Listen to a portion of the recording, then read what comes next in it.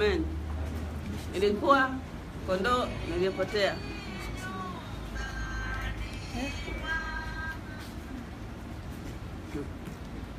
Sasa na 9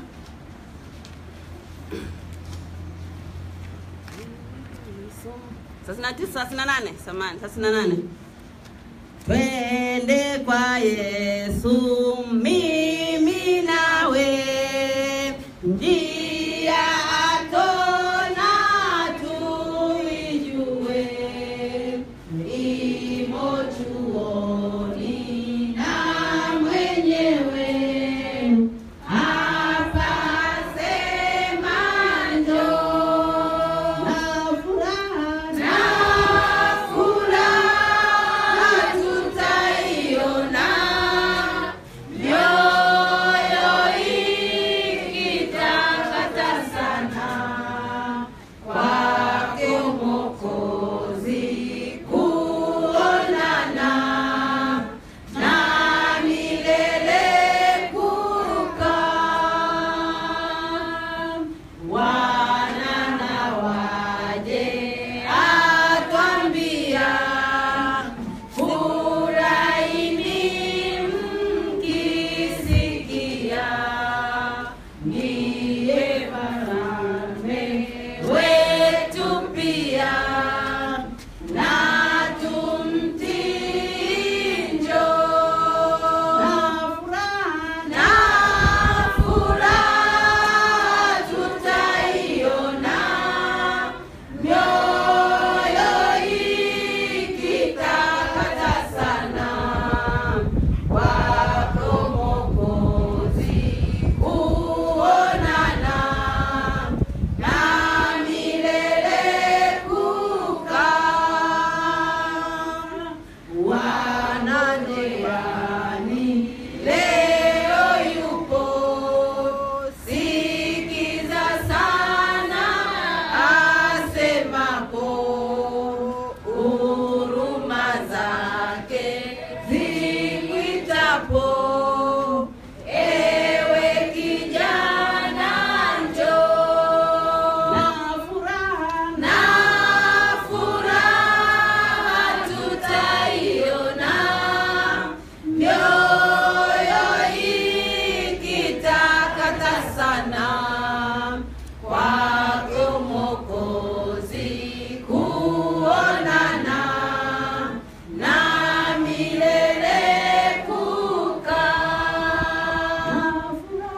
Na furaha tutaiona mioyo ikitakata sana kwako Mwokozi kuonana na milele kukaa.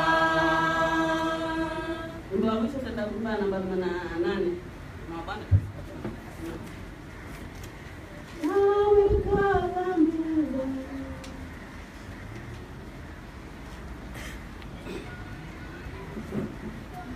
nawe karami zangu juu yake Bwana huziondoa kwangu ulemewa sana na uhai wangu ameuondoa.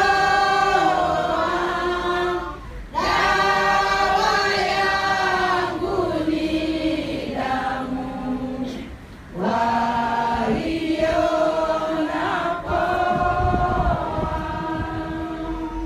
na uhitaji wangu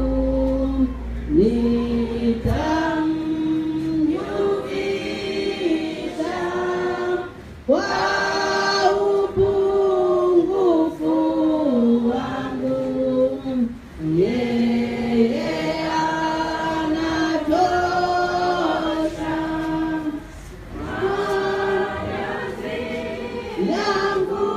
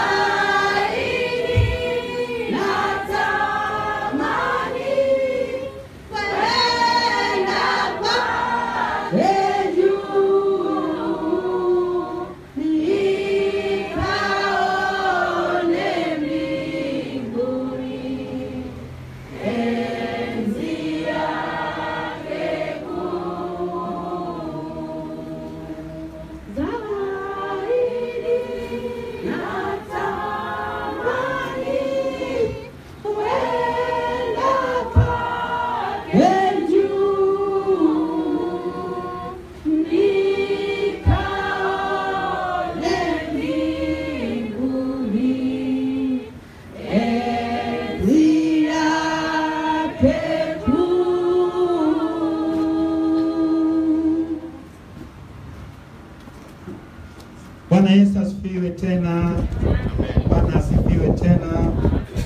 Basi nisikie vigelegele kutoka kwa wamama. Makofi hayajatosha, hebu makofi tena kwa ajili ya Bwana. Tunaingia kwenye kipengele cha pili na ni kipengele cha ibada yetu kuu, nami nitakuwa napitia kwenye sura ya 30 kitabu cha Hesabu, na bila shaka ninaanza kwa kuomba. Baba, nashukuru jina lako, maana jina lako ni jina kuu lipitao majina yote. Katika jina lako Baba tunaendelea Baba na neno lako Mungu mweza wa yote. Neema yako Baba wa rehema itamii watu wako Baba, roho zinazotoa watu wako na kuwapeleka mbali kimawazo na kuwafanya wasisikie neno lako Bwana. Tunazifunga hizo roho zote, na Baba mweza wa yote, neno lako lipite katika nafsi za watu wako, roho na mwili, na neno likipata kuwaumba tena upya. Baba wa rehema, ninashukuru jina lako, maana neema yako iliyopo katika eneo hili Bwana itapata kutenda pamoja nami, katika jina la Yesu Kristo naomba, na wote tuseme amen. Amen. Nikuombe ukae katika uwepo wa Mungu, na naomba unipe masikio yako kwa muda mfupi. Sura ya 30 kitabu cha Hesabu. Kitabu cha Hesabu ni kitabu cha 4 kwenye Biblia. Moja kati ya vitabu vinavyotengeneza vitabu vya sheria ama vya Torati. Na kitabu cha Hesabu ni kitabu kinachoongelea maisha ya wana wa Israeli katika jangwa. Na ndiyo maana ukisoma katika Biblia ya Kiebrania utakuta kitabu cha 4 haitwi kitabu cha Hesabu, bali inaitwa ndani ya jangwa. Sasa tulianza sura ya kwanza, tukaona jinsi wana wa Israeli walivyojiandaa katika mlima Sinai kuondoka. Hatimaye wakaondoka, hatimaye wakafika kule Kadesh Beore, na hatimaye wapelelezi walietumwa kwenda kupeleleza nchi wakawakatisha watu tamaa. Watu wakakata tamaa na kuomboleza. Hatimaye Mungu naye akawajaribisha kwa kuwaamrisha wazunguke lile jangwa miaka 38, na hatimaye katika sura hii tuliyopo ya 30, kizazi kilichotoka Misri waliyekuwa na miaka 20 na zaidi tayari wameshaisha, na waliyebaki ni kizazi kipya. Na watu waliyetoka Misri wamebaki watatu. Wamebaki Musa, Caleb na Joshua. Lakini Musa naye ameshapewa tahadhari ya kuwa amwandae Joshua, maana naye ataona Kanani, lakini atapata kwenda. Na sasa hebu tuone sura ya 30. Sura ya 30 ni mwendelezo za sheria ambayo Mungu anaendelea kuyatoa ili iweje? Anazitoa kwa ajili ya kizazi kipya, na pindi watakapoingia wapi? pindi watakapoingia kule Kanani, basi hizo sheria zitafanya nini? Zitapata kutumika. Sasa sheria ambayo iliongezwa hapa ni sheria ya nadhiri, lakini nadhiri ikiweka msisitizo kwenye mwanamke ama binti ambayo bado yuko chini ya utawala wa baba yake. Sasa hebu tuende moja kwa moja katika sura ya 30, lakini kabla hatujaanza kusoma, nadhiri ni nini? Bwana Yesu asifiwe. Amen. Nadhiri ni nini? Sijui kama umewahi kujiuliza nadhiri ni nini. Bila shaka kuna sababu ya kujua neno nadhiri na upate kujua ya kuwa, je, kwa leo hii bado tunaruhusiwa kutoa nadhiri ama kuweka nadhiri?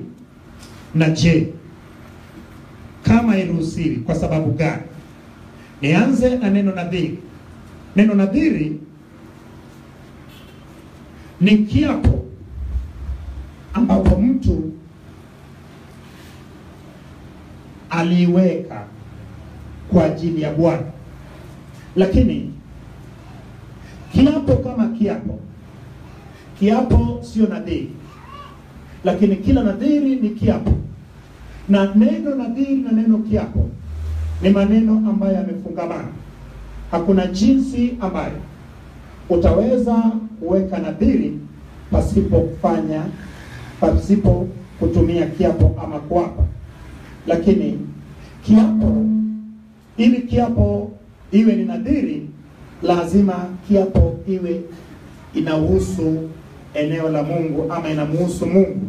Kama unaapa kwa ajili ya kitu ambacho namtolea Mungu ama inamuhusu Mungu, basi hiyo inakuwa ni nadhiri. Lakini unapoapa kwa ajili ya mambo mengine ambayo hayamuhusu Mungu, basi hiyo sio nadhiri. Sasa kama unavyojua, tuliona katika ile sura ya 6 kuhusu mnadhiri, tukaona jinsi ambayo mtu angeweza kumtoa mtoto wake awe ni mnadhiri kwa ajili ya Mungu. Lakini mtu pia angeweza kujitoa mwenyewe kuwa ni mnadhiri kwa muda mfupi. Tuliona habari za Paulo jinsi alipoweka nadhiri kwa kutokunyoa nywele zake, lakini pia alipolazimishwa na kuweka nadhiri ama na kuwa mnadhiri ili asipate kuvamiwa, lakini alipata kuvamiwa kwa sababu alisema uongo. Lakini sasa nadhiri ilikuwa ni sadaka ya hiari. Tuliona katika zile sadaka katika kitabu cha Mambo ya Walawi sura ya 1 iliyoongelea sadaka ya kuteketeza, sura ya 2 iliyoongelea sadaka ya unga, sura ya 3 iliyoongelea sadaka ya amani, na sura ya 4 iliyoongelea sadaka ya dhambi, na sura ya 5 iliyoongelea sadaka ya hatia. Lakini katika sadaka ya 2 ambayo ni sadaka ya unga, tuliona ikitajwa kuwa na mtu angeweza kuweka nadhiri. Nadhiri tuliona kuwa ni sadaka, ilikuwa ni sadaka ya hiari.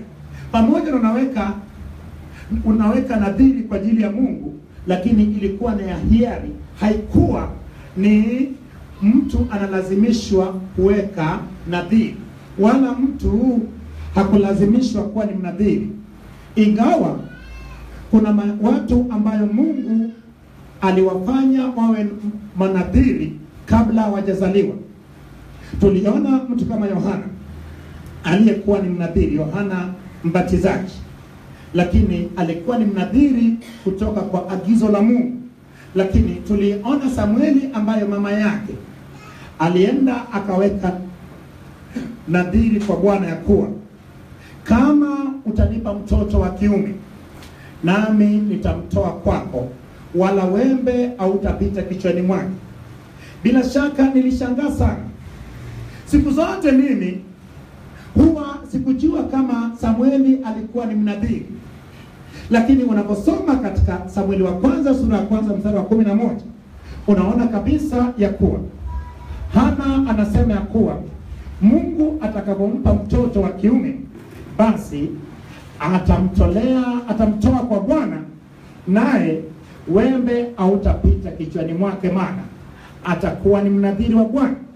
Hebu nione mtu anayesema mimi nilikuwa namjua Samueli alikuwa ni mnadhiri wa Bwana. Nione aliyekuwa namjua Samueli kama alikuwa ni mnadhiri.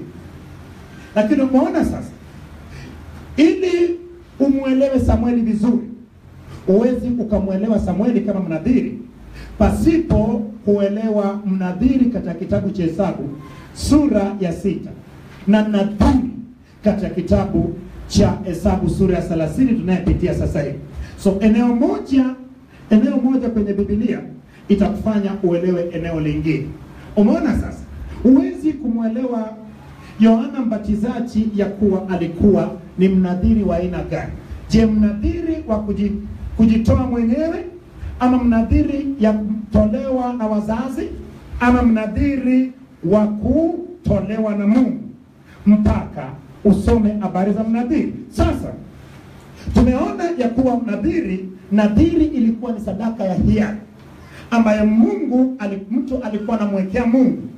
Na tumeona maeneo mengi ambayo kwenye Biblia watu walioweka nadhiri lakini wakashindwa kuyaondoa nadhiri zao ama kuyatekeleza, na mabaya yakawafikia. Kwenye Biblia pia imetajwa maeneo mengi ambayo watu waliweka nadhiri pasipo kujua kitakachotokea. Bila shaka mwaka jana tulipitia kitabu cha Waamuzi. Tuliona sura ya 11, mtu mmoja aliyekuwa anaitwa Yefta, ambayo alikuwa ni mwana wa kahaba. Lakini huyu mtu alipoitwa ya kuwa aende akaongoze watu wake, bila shaka aliweka nadhiri ya kuwa Bwana angewatia wale wa Midiani mkononi mwake, basi kitu ambacho angekutana nayo anapotoka vitani angemtolea Bwana kama sadaka ya kuteketeza. Lakini alipotoka vitani baada ya kushinda, alikuwa na binti moja. Binti huyo akatoka akicheza na kwenda kumlaki, naye hakufurahi, akasema, mwanangu umeniumiza kwa sababu na aliweka nadhiri ya kuwa kitakachomlaki bila shaka angemtoa kuwa kama sadaka ya kuteketeza. Lakini binti yake alikubaliana naye kwa kumwambia kuwa niruhusu kwanza niende uomboleze wanawali wangu kwanza. Naye akaenda juu ya mlima katika kipindi cha maombolezo, kisha baadaye baba yake alimtoa kama sadaka ya kuteketeza, maana alitoa nadhiri. Sasa watu wa Mungu, nadhiri Mungu aliutazama kwa jicho la tofauti, kwa sababu twende tuone katika sura ya 30 ya kuwa wababa nadhiri akiweka ilikuwa inabaki, lakini kwa mwanamama aliyeolewa ilitakiwa mpaka mume wake asikiapo jambo hilo airidhie, ama akikataa aitengwe. Na hata binti ambaye alikuwa hajaolewa anayekaa kwa baba yake, naye kama aliweka nadhiri, bila shaka baba yake alihitaji aridhie jambo hilo.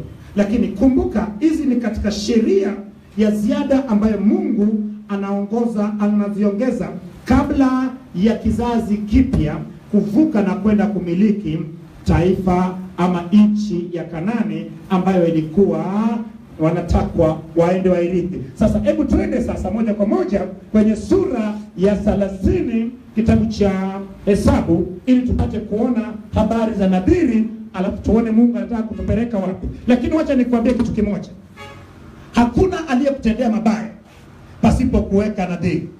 Hakuna mtu aliyekutendea mabaya pasipo kuapa. Zipo njia nyingi sana za kuapa.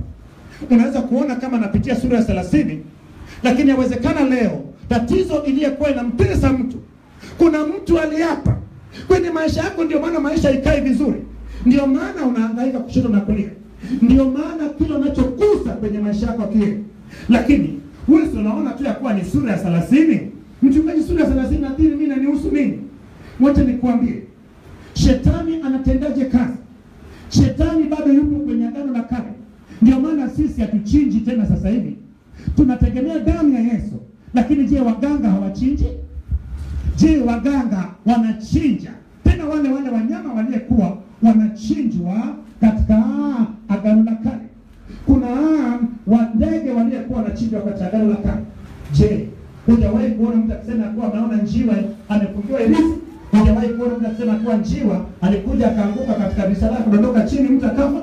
Lakini kumbuka ya kuwa shetani bado anatumia agano la kale kuangamiza watu. Ndio maana inawezekana kabisa ya kuwa leo hii kinachosumbua maisha yako, kuna mtu aliweka nadhiri ya kuwa wewe mabaya lazima ipate. Kuna mtu aliweka nadhiri kwa shetani ya kuwa ukimfunga huyu asipige hatua basi nitakutolea kitu fulani. Kumbuka ya kuwa yale aliyekuwa kwenye agano la kale bado shetani anatumia. Na mimi nitaomba utashangaa kabisa ukitoka hapa, itakuwa ni mwanzo mpya katika maisha. Maana Bwana utazama neno lake ili apate kufanya nini? Apate kulitumia. Hebu twende sasa kwa jina la Yesu. Na wewe fungua Biblia yako tuandamane wote. Ni sura fupi lakini utaona ikikufikisha mahali. Nasema hivi watu wa Mungu. Kwa nini tupitie Biblia yote? Kuna eneo kwenye Biblia inayohusu maisha yako ambayo ukifikia inatakiwa ikufungue. Lakini kwa sababu hakuna mtu aliyepitia katika eneo hilo, ndio maana eneo la maisha yako imebakia kuteseka. Watu wa Mungu nasema hivi. Wanayetutendea mabaya wala sisi hata tujui. Wewe hujui kama mtu aliapa. Kuna mtu ambao umewahi kumkosea pasipo wewe kujua. Ni wangapi leo wakosea? Wamama ni wangapi leo waapia kwa Bwana, mimi haki ya nani utanioa? Usiponioa kabisa nife. Na wewe niambie usipooa ufe. Je, hayapo watakatifu wa Bwana? Lakini je, ni wapi ulitendea kazi? Ni wapi ulitendea kazi eneo hilo? Kuna mtu aliyeweka nadhiri ndio maana mabaya yanapata. Kuna mtu aliyeapa kwa ajili yako ya kuwa. Nitakuonyesha sehemu ambao kuna watu waliapa na wakaweka nadhiri ya kuwa mpaka wamuue nani? Paulo, ndipo atakapoweza kufanya nini? Weza kula. Ni wangapi wameapa ya kuwa mpaka jenge nyumba lazima kwanza wewe uandikiwe? Kuna mtu mwingine ambaye anauza viwanja vyake tu akisema akiapa kuwa mpaka fulani aridike ndipo nitakaponunua viwanja vingine. Na ujui wapo watu, lakini neno hili yawezekana imekuja kwa nafasi yako ili pate kutengua kitengo huo. Nisikie mtu anayesema ya kuwa leo mimi nitafunguliwa kwa jina la Yesu akisema amina kubwa. Amen. Nisikie amina kubwa tena. Amen. Hebu tuende taratibu, lakini nasema hivi. Kaa mkao wa kuona leo Mungu akitenda jambo katika maisha yako. Mimi nitaomba na hiyo nadhiri. Lakini sio hivyo. Ulienda kwa mganga wewe. Yule mganga ni mwapia utampa nini? Ni kweli mwanzoni mambo ya mganga yule yalijipa ndani ya maisha yako. Ni kweli yale ambayo ulisema kwa nikifanya hivi nikipata kazi bila shaka nitakujengea nyumba. Ewe mganga, ulimjengea yule mganga nyumba? Ulitekeleza hadi kwa mganga? Yawezekana ulienda ukaapa mahali, hata kwa wazazi wako, hata kwa ndugu zako, hata kwa marafiki zako, hata kwa mchungaji wako. Umejua watu wa Mungu, wewe hujaokokea hapa, mimi naye sijaokokea hapa. Wewe umejua ni wapi na wapi ulipopitia. Je, vyote ambao ulivyo hapo ulikuwa unajua, ulizoweka nadhiri ulikuwa unajua maana nadhiri? Kuna watu waliweka nadhiri, lakini hakuna aliyekufundisha habari za nadhiri. Na wacha nikwambie, utastajabika kweli kweli ya kuwa kwa sasa hivi nadhiri wala haitajiki. Na utashangaa nikikuonyesha maeneo kama 4 tu yaliyotajwa habari za nadhiri kwenye Agano Jipya. Lakini je, hujui kama hilo natesa maisha yako? Hata ulikotoka kule ulikookokea, hata ulikokuwa unaabudu, hata wapo ulipokuwa unasali, zile nadhiri zako ambayo hebu kila mtu aweke nadhiri hapa. Nimeweka nadhiri.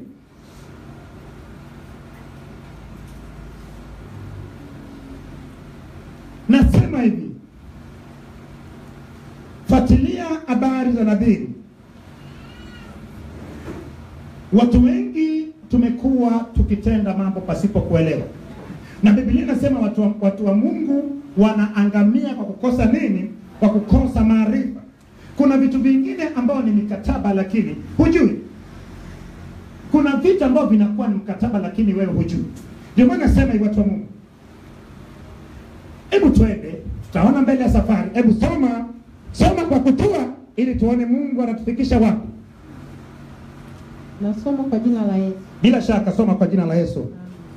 Kisha Musa akanena na wale vichwa vya kabila za wana wa Israeli na kuambia, neno hili ndilo aliloliagiza Bwana.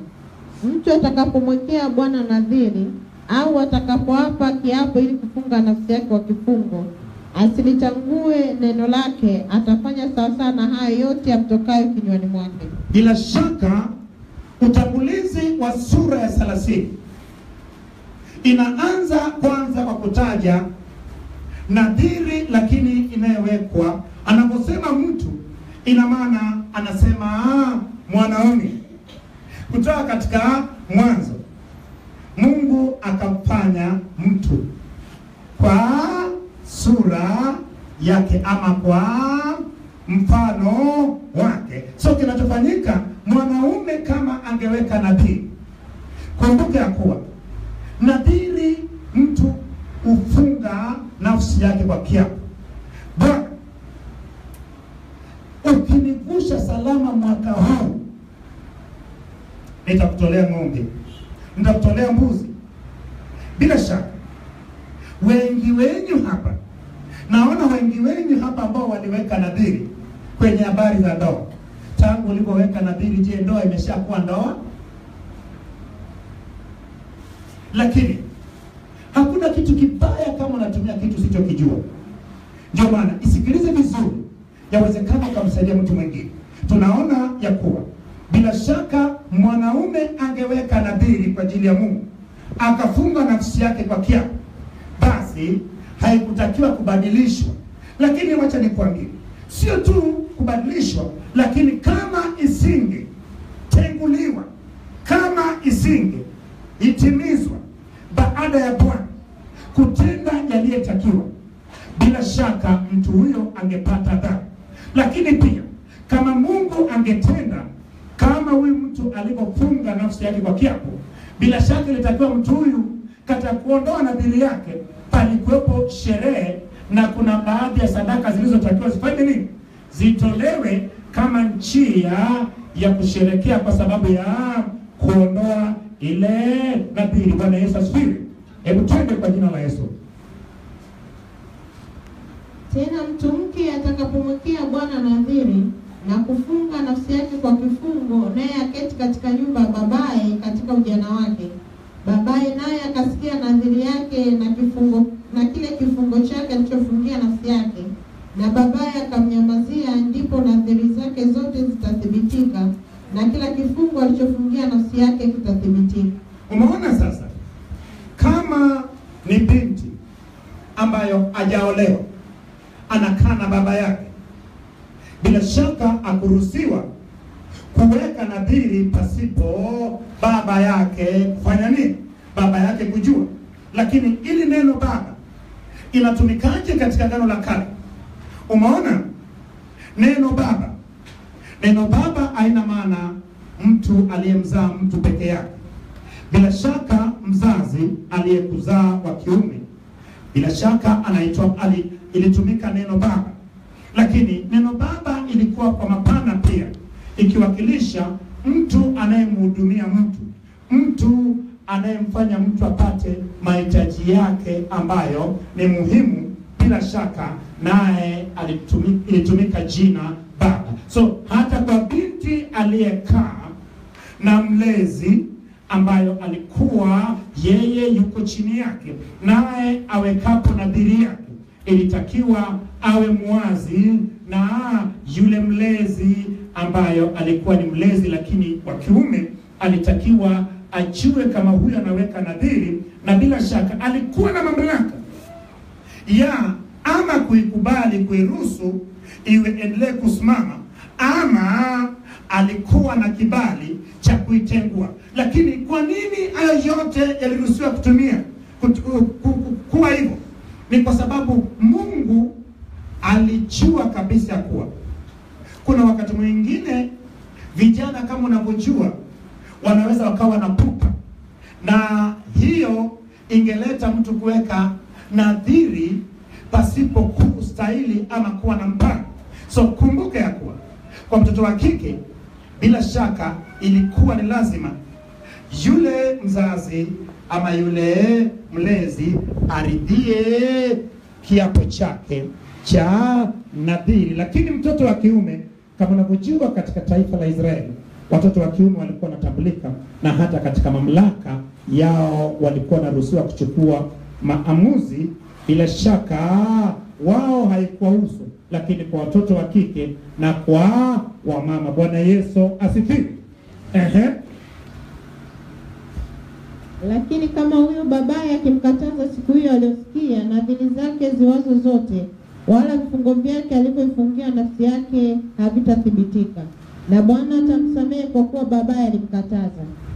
Tena kama amekwisha kuolewa na mume, wakati huo wa nadhiri zake au wa neno hilo alilotamka kwa midomo yake pasipo kufikiri alilojifungia, na mumewe akasikia naye akamnyamazia siku hiyo aliyosikia neno hilo, ndipo nadhiri zake zitathibitika, na vile vifungo ambavyo ameifunga nafsi yake vitathibitika. Bwana Yesu asifiwe. Umeona sasa ya kuwa na huyu mlezi ama huyu mzazi alitakiwa aitengue hiyo nadhiri hiyo siku ambayo iliwekwa. Lakini kama ingepita siku hiyo, basi hakutakiwa tena kuitengua.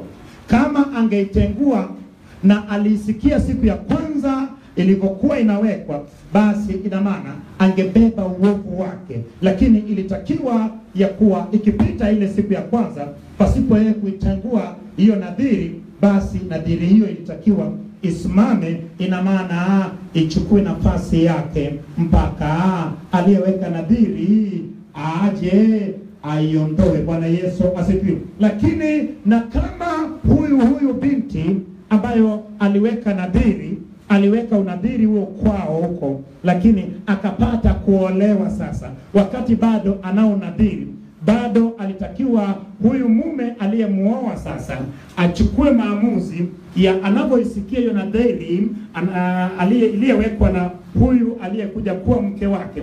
Basi litakiwa yeye aikubali siku hiyo ama aitengue kwa wakati huo. Na kwa sababu gani? Kama unavyojua, hii pia ilileta kutokutumia kwa mali pasipo kutakiwa, kwa sababu unapoweka nadhiri kulikuwa na sadaka nyingi sana nyuma yake. Na kama unavyojua, watoto wa kike hawakuwa na kibali cha kurithi katika taifa la Israeli, mpaka kama ingetokea ya kuwa mtu hakupata watoto wa kiume, na hata kama alipata watoto wa kiume na bila shaka ndugu wa karibu walikuwepo, bado kuna ndugu wa karibu ambao walipata kuwa na sauti kuliko watoto wa kike. Bwana Yesu asifiwe. Lakini kwa sasa hivi watu wa Mungu imebadilika. Kwa sasa hivi watoto wa kike na wa kiume wote ni nini?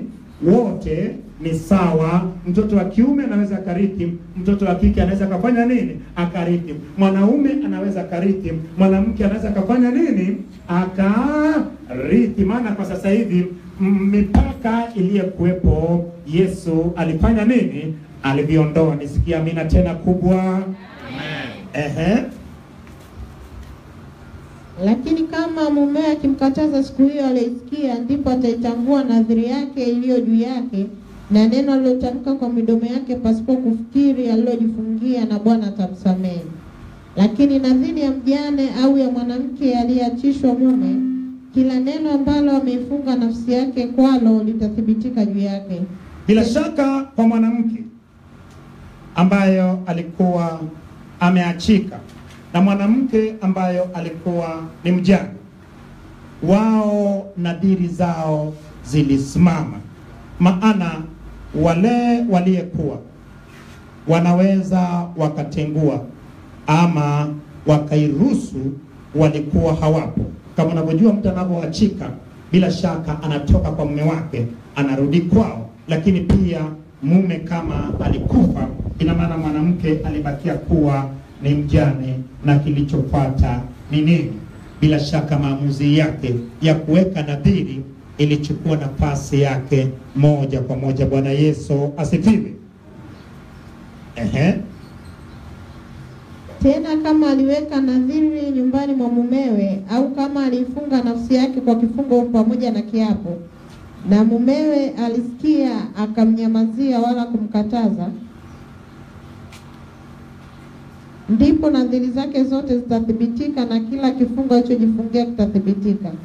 Lakini kama mumewe alizibatilisha na kuzitangua siku hiyo aliyozisikia, ndipo kila neno toka mdomoni mwake katika hizo nadhiri zake au katika kile kifungo cha nafsi yake halitathibitika, huyo mumewe amezitangua, na Bwana atamsamehe. Bila shaka watu wa Mungu, nadhiri ilikuwa ni kitu muhimu sana.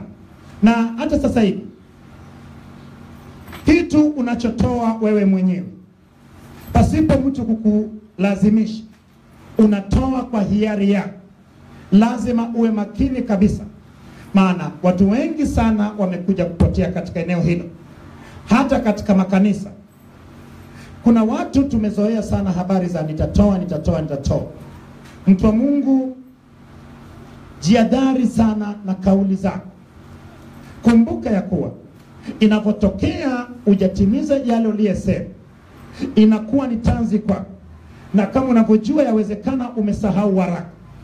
Umeona hapo imeandikwa ya kuwa ingetokea huyo baba hakumkataza mke wake siku ambayo mke wake aliweka nadhiri ya kwanza, ama binti yake, alafu baadaye akaja akaamua sasa akatae, bila shaka adhabu ilimpata yeye. Lakini kumbuke ya kuwa hata sasa hivi unahitaji kuwa ni mtu ambaye unayomsimama.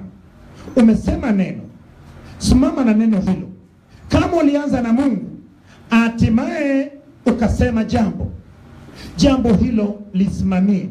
Usiwe mtu ambaye ni kigeugeu. Leo unasema hivi, kesho unasema hivi. Leo umesema hapa, kesho unasema tofauti. Hayo ni mambo ambayo yanafanya watu waliookoka wasiishi maisha yanayempendeza Mungu. Kumbuka ya kuwa mtu akiwa ndani ya Kristo Yesu amekuwa kiumbe kipi. Tazama, ya kale amepita, ya sasa amekuwa mapya. Na sio wewe unayeishi bali Kristo. Je, katika tembea yako watu wanamuona Kristo?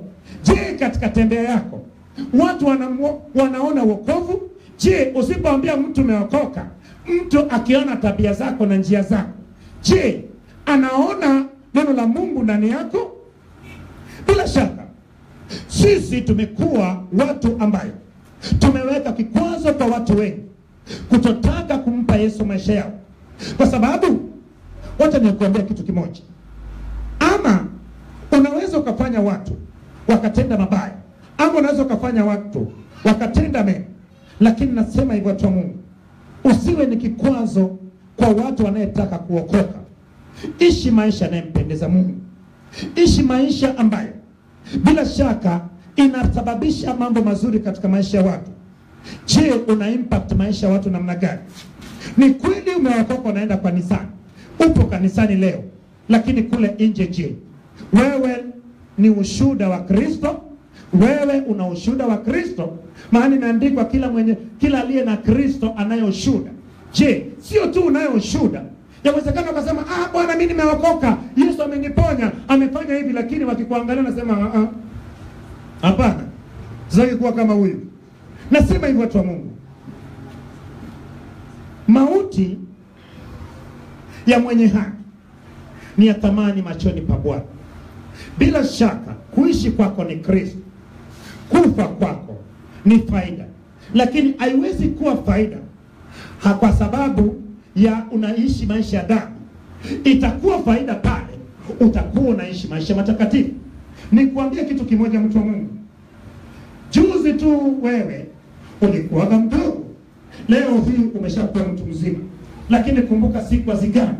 Lakini siku kama vigani, ni yapi anayetufuata? Unaelekea kaburini ama unaelekea kumlaki Kristo? Lakini je, imetokea umemaliza safari yako, je, utalala katika Kristo ili mauti yako yawe ya thamani? Ninasema hivyo kwa Mungu, badilika kuanzia leo. Kama neno la Mungu linahubiriwa kila siku, lakini je, kama neno la Mungu halileti mabadiliko katika maisha, kuna kitu kinachokusumbua? Na kama kuna kitu kinachokusumbua, bila shaka watu wa Mungu, unahitaji kumuona mtu mwenzako anayemjua Mungu. Mweleze. Unapomweleza, bila shaka aweza kukusaidia. Ndio maana wacha nikwambie, hata mimi unaponiona nimevaa kola hii kama bishop, lakini haina maana mimi siwezi kwenda kwa mtu mwingine hata ngazi ya chini anishauri. Yawezekana Mungu akatumia mtu aliye chini yako, na mtu huyo akakushauri ushauri ambaye ni bora. Lakini kinachofanya hata mwili wa Kristo isikae vizuri ni kwa sababu mtu anapofikia ubishop anaona kama yeye ni Mungu tu, na yeye na Mungu. Lakini nasema hivyo tu Mungu, bila shaka tafuta ushauri kwa mtu. Waweza ukashauriwa na mtu ambayo ulikuwa na mdharau. Yawezekana hajasoma lakini anayo kitu ndani yake. Nasema hivyo tu Mungu, usijione kama wewe unaweza. Hata mimi unaponiona naweza yote katika yeye anitie nguvu. Ndio maana nasema hivyo tu Mungu, kuanzia leo Mungu atainua watu ambao watakuwa wasaidizi kwako. Hata katika biashara watu badilishana mawazo. Hata katika uongozi marais wanakaa wanakutana wanakunywa chai. Bwana unaendeshaje huko kwako bwana? Kule kwa bwana si unajua tena. Lakini unaweza kujifunza kutoka kwa mtu mwingine. Nasema hivi, yawezekana ushauri wako ulimhitaji mtu mmoja tu aseme na wewe neno, alafu maisha yako badilike. Ndio maana nasema hivyo tu Mungu, maisha lazima ubadilishe maisha yako. Wokovu uliyezoeleka tuachane nayo. Swala la wokovu lazima iguse maisha yajayo. Umejua sasa hivi wokovu imetengenezwa kuwa ni sehemu ya mapato. Mapato namna gani? Njoo ubarikiwe. Ni kweli ukibarikiwa pasipokuwa na neno, baraka haya yanapoteza. Najua watu waliyepata pesa maisha yao akapotea kabisa. Najua watu waliendekezwa na pesa. Ndio maana watu wa Mungu, Mungu anataka ujue neno lake ili atakapokubariki baraka hizo zimtukuze Bwana. Nasema ya kuwa kila ahadi ya Bwana, kumbuka ya kuwa inayo maagizo yake. Hakuna ahadi ya Bwana isiyokuwa na maagizo. Kuna mambo unahitaji kutenda kwanza. Unaona? Yesu akasema nini juu ya mapato? Juu ya mali akasema tafuteni kwanza ufalme wa Mungu na mengine yote. Unaona sasa? Yatafanya nini? Yatawafuata. Ndio maana unachotafuta kiko mbele yako ambao ni ufalme wa Mungu, alafu wewe unafuata, alafu fedha ikufuate wewe. Sio eti fedha iwe mbele, wewe uwe kati, Mungu awe nyuma. Alafu kitu kingine, usiniamini mimi, amini aliyepo ndani yangu. Lakini utajuaje kama aliyepo ndani yangu ni kweli, ni wa haki? Kupitia matendo yangu. Je, ninachofundisha yanahusu maisha? Ndio maisha ninayeishi ama ninachofundisha tofauti? Bila shaka huwa mimi msingi wangu ipo katika ile Timotheo wa pili sura ya 2 mstari wa 19, ya kuwa msingi, tumejengwa katika msingi upi? Tumejengwa katika msingi ulio imara ya Mungu, inayesema ya kuwa kila aliye wa Mungu na aache kufanya nini? Aache kutenda dhambi. Haiwezekani mimi ninaiba, mimi ni wa Mungu. Ninazini, mimi ni wa Mungu. Ninasengenya, mimi ni wa Mungu. Ninasema watu ovyo, mimi ni wa Mungu. Kila aliye wa Mungu na aache kutenda mabaya. Maana huo ndio msingi. Lakini kama mimi ni wa Mungu alafu naendelea kutenda mabaya, basi bila shaka kuna shida kwangu. Lakini kumbuka, tusiangalie maisha sasa hivi, tuangalie maisha baadaye. Maisha baadaye tutatengeneza kwa maisha tunayoishi leo. Ndio maana nasema watu wa Mungu, tutengeneze na Mungu. Tutengeneze na Mungu kwa sababu gani? Mungu anatupenda. Na wacha nikwambie, anakupenda kwa sababu na wewe unampenda. Lakini kama unampenda, kwa nini bado dhambi ikushinda? Kama dhambi inakushinda, basi bado kuna mlango wa dhambi. Nasema hivyo watu wa Mungu, nuru na giza zifanye nini? Nuru na giza zifanye nini? Lakini wacha nikwambie, lazima tukubali, mtu anayehitaji msaada kupata msaada. Sisi hapa ni mwili wa Kristo. Kwa nini mwili? Ndio maana Paulo alisema hivi, mambo yanayohusu watakatifu wa Bwana yasipelekwe nje, yasuluhishwe ndani ya mwili wa Bwana. Ndio maana hao naye waona hawa ni ndugu yako, ndugu zako. Yawezekana ukaogopa kuja kwako, lakini kwenda kwa mmoja kati ya hawa watu ukamtaka ushauri. Na wewe pia mtu akija kwako amekuuliza ushauri, usianze tena kuwa Radio Free Africa tena, uanze kuisambaza. Bwana Yesu asifiwe. Amen. Umejua katika mwili wa Kristo umejaa mambo mengi bwana, na matatizo haya. Maana umesikia? Subiri nikupashe. Kachungaji kamekwisha kweli kweli. Kaja kwangu naomba msamaha, alafu anafaa na kola. Bila shaka hata wewe mwenyewe mabaya yanakupata kwa sababu hujatunza ule utukufu wa Mungu. Ndio maana nasema hivi, mtu amekuja kwako kwa ajili ya ushauri. Hayo miyaseme yaishie hapo. Sehemu nyingine fikisha kwa Mungu. Bwana Yesu asifiwe. Amen. Hebu tuende kwa jina la Yesu. Lakini nasema hivi, Mungu anakupenda mtu wa Mungu. Mungu anataka maisha yako badilike. Hebu pata picha, wewe umetoka nyumbani umekuja kanisani. Ni wangapi ambao hawajaja kanisani? Ni wengi tu. Lakini wewe kwa nini kuna msukumo ya kupeleka kanisani? Nasema hivyo tu Mungu. Hauko hapa kwa bahati mbaya. Uko hapa kwa sababu Mungu anataka leo iwe ni mwanzo mpya katika maisha.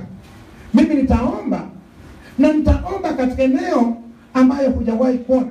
Lakini utaona kabisa Mungu akidhihirisha. Kwa sababu hata Mungu atanisema hivi. Vifungo vinavyokaa ndani ya watu vinatesa maisha ya watu. Lakini hivyo vifungo vikoje? Nilikuwa ninakaa mbele za Mungu naambia Bwana, iweje neno lako linakaa ndani ya watu, lakini watu hawa nikiwaona wana midomo michafu wanatukana. Iweje Bwana neno lako linakaa ndani ya watu wako unawatumia, lakini watu hawa wengine ndio wazinzi, watu hawa ndio wabaya, watu hawa ndio wauaji, watu hawa ndio nataka wengine wafe. Nilionyesha kitu ajabu sana. Nilionyesha ya kuwa kipindi cha mtu kuokoka ni kipindi muhimu sana. Mtu anapookoka, kinachofuata ni nini? Anatakiwa mtu huyo iwekwe kitu kinachoitwa msingi. Msingi wa neno la Mungu ndio inayetesa watu wengi sana. Imeandikwa msingi ukiharibika, mwenye haki ana la kufanya. Sema msingi ukiharibika, mwenye haki hana la kufanya. Umeona sasa? Inawezekana mimi nimeokoka, lakini msingi wangu yawezekana ikafanya na nikaendelea kuwa ni mtumwa wa dhambi badala ya mimi kuwa mtumwa wa haki. Kwa sababu gani?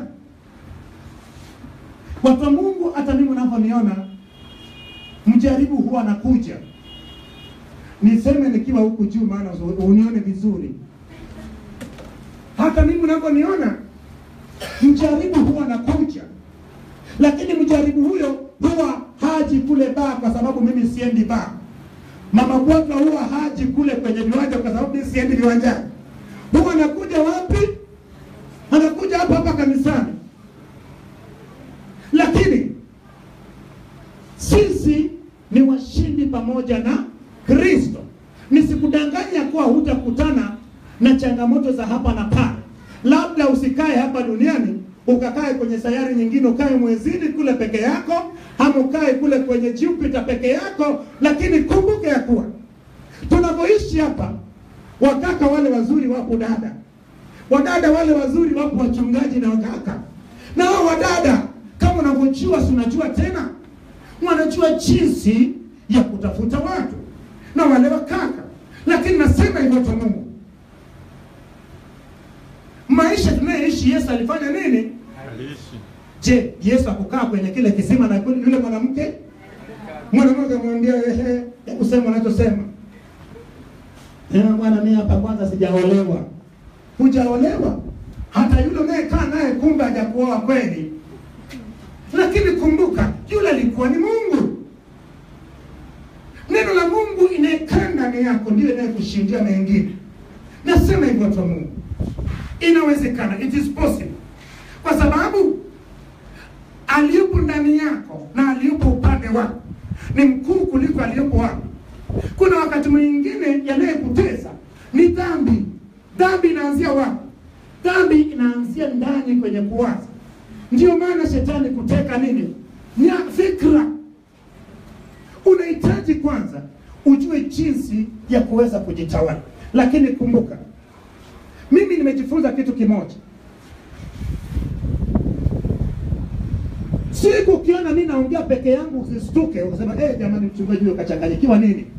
Leo nikatembea lakini nikasema unasikia naongea nasema kabisa acha ufahamu wangu kwa jina la Yesu. Acha kabisa.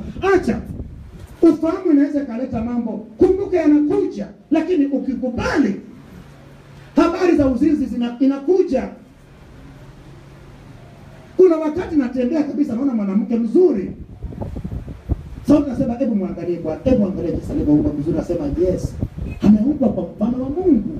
Maana tumeumbwa kwa mfano wake. Inaonyesha uzuri wa Bwana. Naona hiyo mawazo imeondoka kwa sababu nimechomekea neno la Mungu pale. Mawazo yanakuja, mtukane. Hakujui. Tukane. Jina la Bwana libarikiwe sana kwa ajili ya jinsi alivyoumbwa. Maana ameumbwa kwa mfano wa Mungu. Shetani anaondoka. Lakini wewe akikwambia tukana unamwambia kabisa muone kwanza. Unaanza hapo. Angalia macho yake kwanza jinsi ulivyo. Mungu anaanza kukushangaa kwa wewe si ndio unayejua uumbaji ya kuwa wewe mwenyewe na yule mmefanywa kwa mfano wa Mungu. Unaanza kumuuliza haya umetoka wapi niende? Umechongwa wapi kwenye mti? Unajua kabisa kwa mtu huyu kaumbwa. Ukimuona unaona mfano wa Mungu. Usikubali utawaliwe na shetani. Shetani analeta mawazo. Shetani anataka kwanza atawale fikra na fahamu zako. Ndio unaweza kupita ukaona mtu kavaa vazi lake nzuri. Furahi na wanafurahi. Lakini unaanza kusema nguo yenyewe imemvaa. Ningevaa mtoto wa mtu ningetoka. Wewe ndio vae peke yako utoke. Si ununue ukavae sasa basi. Umeona mtu na gari nzuri ndio. Shukuru sema Bwana. Nakushukuru sana Bwana. Jinsi ambayo unabariki watu wako. Haleluya. Tumshukuru Bwana katika kila jambo. Ndiyo shetani anaileta kwa mabaya. Ni kazi yako kuitengeneza. Itengeneze ikae vizuri. Nasema hivyo kwa Mungu. Usipoitengeneza hakuna atakayeweza kutengenezea. Lakini nasema hivyo. Shetani anapambana sana ili atawale ufahamu wako. Nasema hivyo kwa Mungu. Kuna kitu ambacho lazima ujue. Wa Agano la Kale alihitajika mtu akutwe ameiba, adhibitike, ndipo sasa atolewe nje apigwe kwa mawe. Lakini leo hii umejua wengi wanaiba kiroho.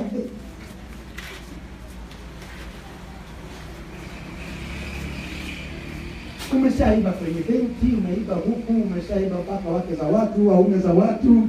Yaani maana kama Yesu alisema ya kuwa aliyemtazama mwanamke akamtamani alishafanya uzinzi.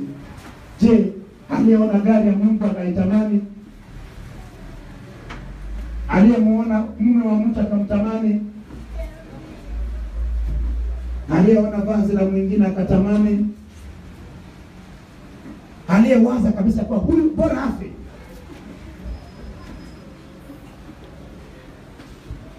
Nasema hivyo kwa Mungu. Hebu tukae katika neno la Mungu. Kumbuka ya kuwa utatoa hesabu yako. Watu wa Mungu, mwisho wako iwe bora kuliko mwanzo wako. Mungu anakupenda, ndio maana nawaona wote nyuso zenu zinapendeza. Naona mmependeza. Nasema hivyo watu wa Mungu. Sijaona mtu ambaye ana mapungufu kiasi hicho. Najua ya kuwa yapo changamoto za hapa na pale. Lakini kama Mungu aishije na neno lake, nasema kabisa kuwa yupo tayari siku ya leo kuondoa yale yote mazagazaga aliyekuwa anasumbua maisha. Nasema hivyo watu wa Mungu, ipo kitu Mungu anataka kufanya katika maisha yako leo. Mimi niko hapa kama mjumbe wa Mungu, na naamini kabisa kuwa neno hilo limekuja kwa ajili yangu na kwa ajili yako, kwa sababu watu hawakunena yaliyokuwa ya kwao, bali walinena yale yaliyovuviwa na nini? Na Roho Mtakatifu.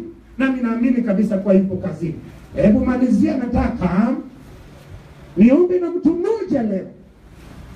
Kila nadhiri na kila kiapo kifungacho ili kuitabisha nafsi ya mwanamke mumewe aweza kuthibitisha au mumewe aweza kutambua.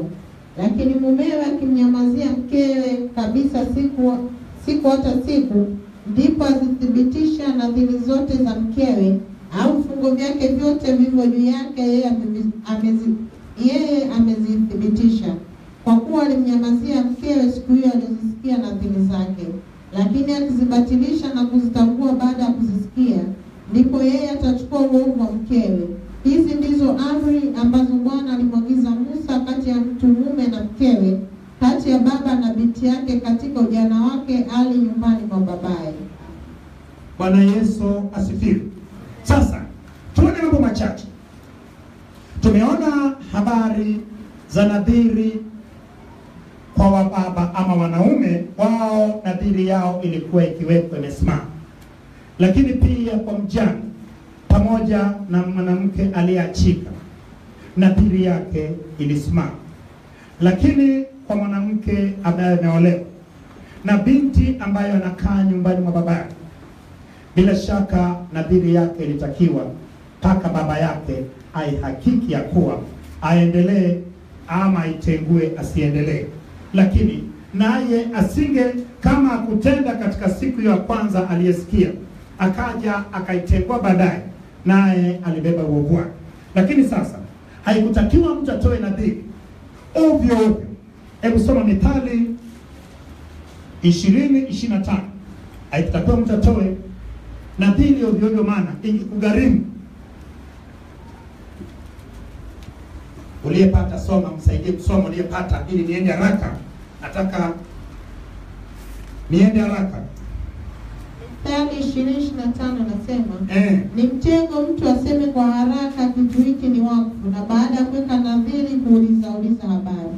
Bila shaka watu wa Mungu, haikutakiwa kuweka nadhiri pasipo kuwa makini. Hebu soma na Waamuzi.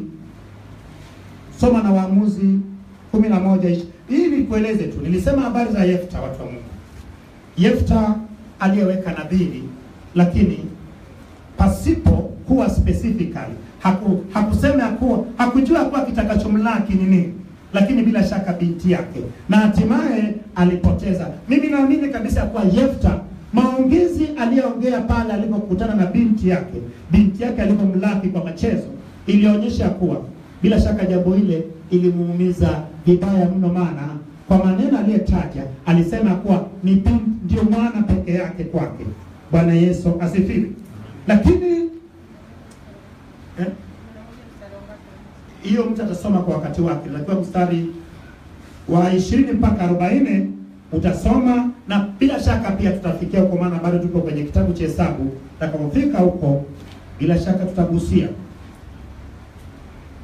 Kuna watu waliotumia nadhiri vibaya. Inawezekana ukatumia nadhiri vibaya, lakini kwa sasa hivi kama ingekuwepo. Lakini kwenye Agano la Kale kuna watu waliotumia nadhiri vibaya. Hebu tuone waliotumia nadhiri vibaya. Hebu soma Samueli wa pili sura 15 mstari wa 7 mpaka 10. Tuone aliyetumia nadhiri kwa hila. Kumbe kuna watu waliotumia nadhiri vibaya, wengine kwa zinaa, wengine kwa hila. Hebu soma hiyo Samueli wa pili sura 15 mstari wa 7 mpaka 10. Uone mtu aliyetumia nadhiri vibaya kwa hila, kumbe anataka afanye mabaya. Hata ikawa mwisho wa miaka 4, Absalomu akamwambia mfalme, tafadhali uniache niende nikaondoe nadhiri yangu niomwekea Bwana huko Hebron.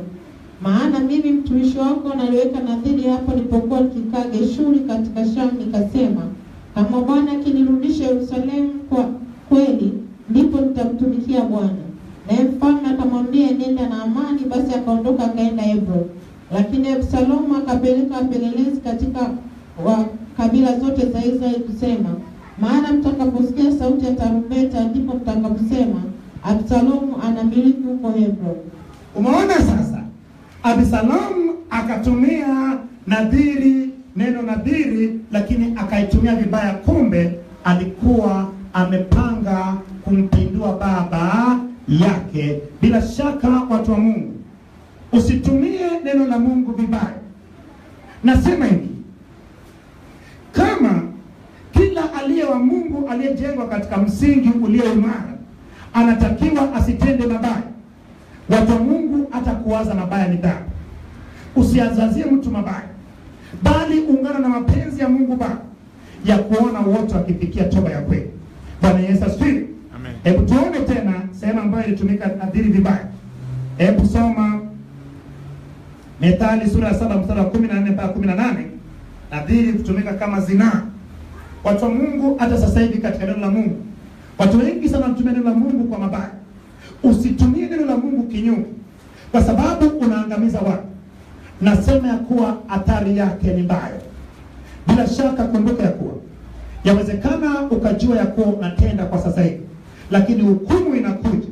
Wa Agano la Kale hukumu wao ilikuwa ni papo kwa hapo, lakini kwa sisi kuna wakati Mungu ameweka ambayo itakuwa ni hukumu.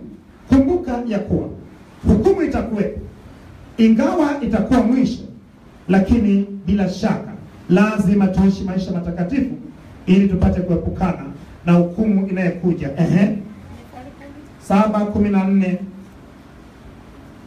inasema, kuwakumbuka wenye haki.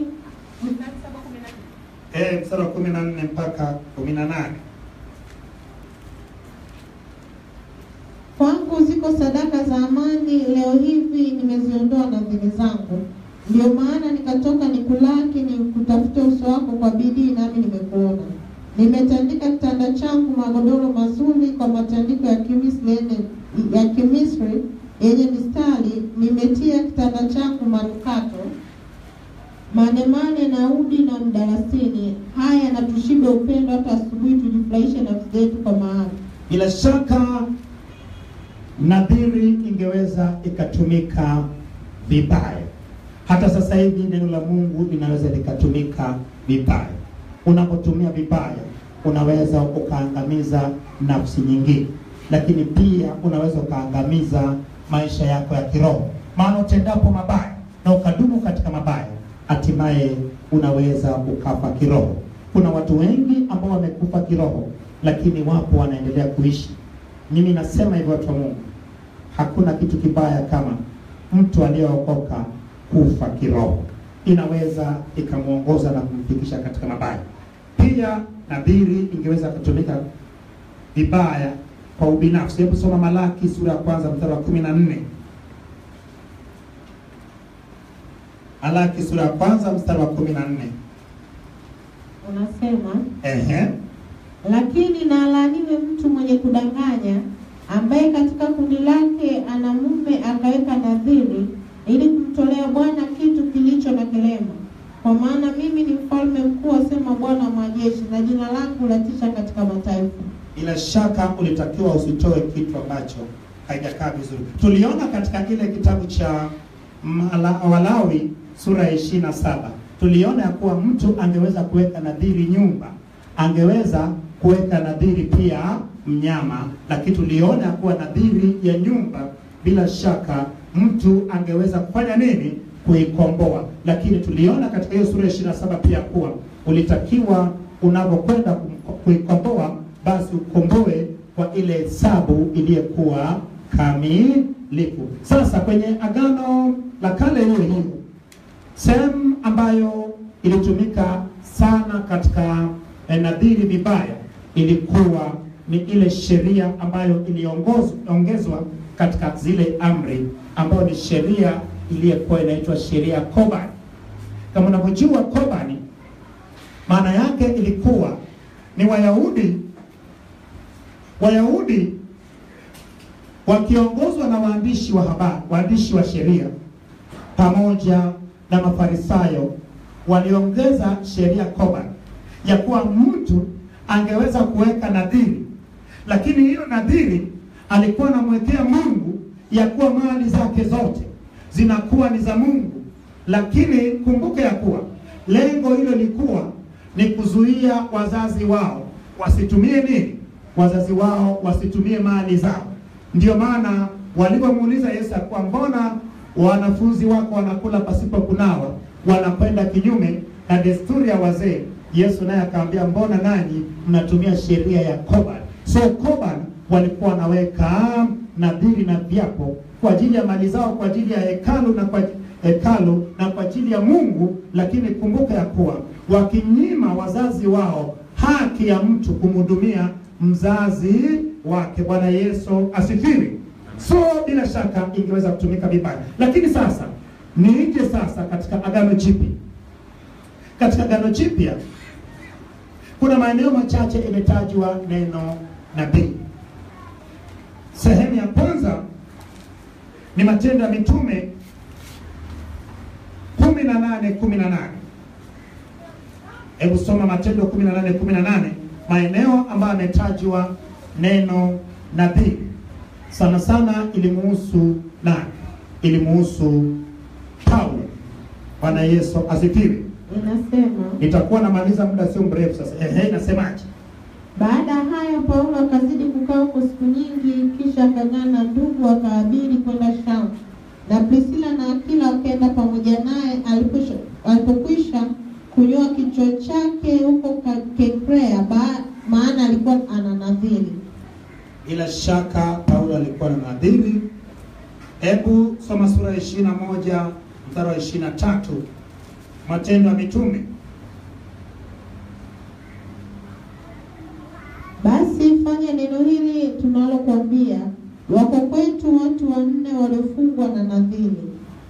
Bila shaka watu 4 waliofungwa na nadhiri, Paulo alilazimishwa aungane nao ili iwe ni njia ya kuokolewa kwake, lakini ilikuwa ni kazi ya bure, maana alisema ni uongo. Lakini Paulo naye alishakuwa ni Agano Jipya. So alipokuwa anaenda kule Yerusalemu, walikuwa wanamlazimisha katika msingi wa nini? Ya kidesturi ya Kiyahudi, lakini yote yalimuingiza katika matatani. Bwana Yesu asifiwe. Na sehemu nyingine ni sura ya 23 mstari wa 21. 23:21.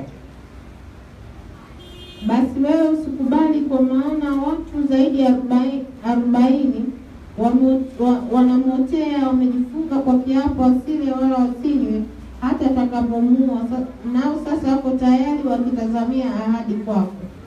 Bila shaka watu hao 40 walioweka nadhiri ya kuwa hawatakula na kunywa mpaka wamemwangamiza Paulo. Lakini sasa nikimaliza na kuja sasa katika Agano Jipya. Sasa nataka nimalize na wewe kwenye Agano Jipya alafu niombe. Je, nadhiri inatuhusu sisi?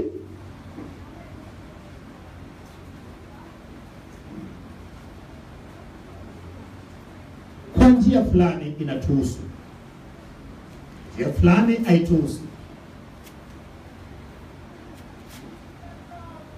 Nasema hivi, nilikwambia ya kuwa nadhiri bila shaka mtu alifunga nafsi yake kwa kiapo, lakini nikakwambia kuwa kiapo sio nadhiri. Lakini kama kiapo inamhusu Mungu, basi hiyo ni nadhiri. Ndiyo maana unapoapa kwa jina la Mungu, haki ya Mungu, umeona sasa, unaapa lakini juu ya nani? Juu ya Mungu. Lakini umeona nimesema kuwa kuapa juu ya Mungu ama kiapo kinachohusiana na Mungu kwa sasa hivi inakuwa katika mtazamo wa nadhiri. Lakini je, Yesu anasema nini juu ya hiyo? Hebu tumuone Yesu ambaye ni mjumbe wa Agano Jipya. Hebu soma katika hotuba ya mlimani sura ya 5 Anzia mstari wa 33 uende mpaka 37.